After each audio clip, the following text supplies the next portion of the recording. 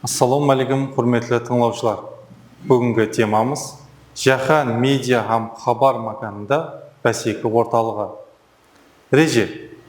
Бірінші, халықтың хабарға болған зәрүрлігі. Екінші, ғалаба хабар құралдарында бәсеке орталығы. Үшінші, интернет һәм ғалаба хабар құралдарының инсанның санасына тәсірі.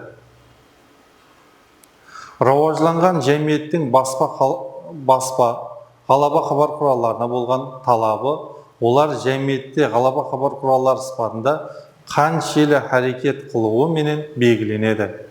Бүгінгі күнде баспа ғалаба хабар құралдары қоршаған орталықта жүз беріп отырған глобал өзгерістер олардың әрекетіне тәсір көрсетпекте.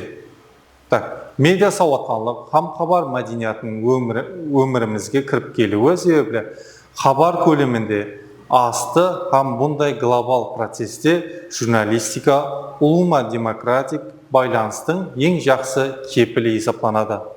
Байланыстың бұл түрі инсан құқықтарын әмелге асырудың тикарғы дерегі есептеледі. 20-ші ғасырдың 90-шы жылдарында еркіндікке еріскен мемлекеттер ғарисіз рауажлану жолынан бару менен бір қатарда глобалласу талапларына массасуға мәжбүр еді.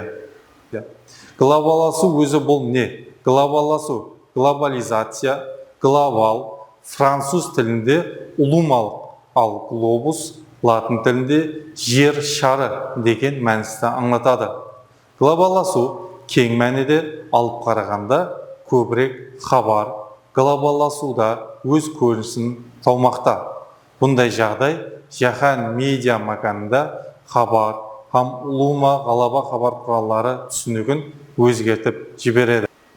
Пайда болған жаңа жаһан хабар тәртібі әрқандай ахмет алдына жаңадан жаңа вазифаларды қояды.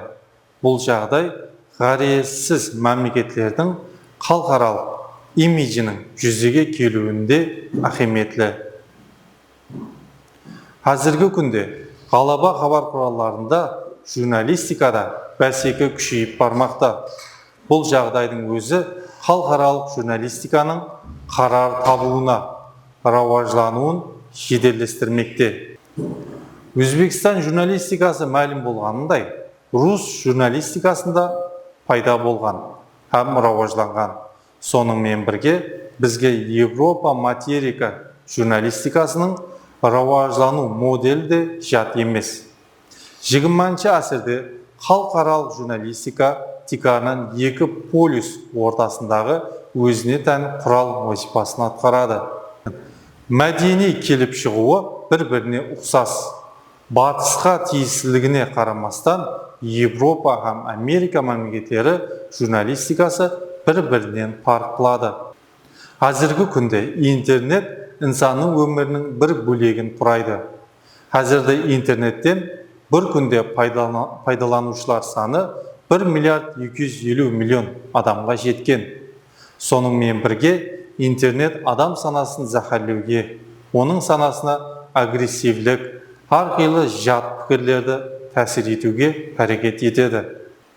Инсанларда түрлі манауи дүниясын бұзушы пікірлерге қарсы күресу, яғни бұзғыншы пікірлерге қарсы күресу үшін тәлім-тәрбияны туры жолға қою, ғалаба хабар құралдарынан дұрыс пайдалануын қадағалап бару керек. Ұсынуменен бүгінгі темам үшін мақланды. Етібарларыңыз үшін рахмет.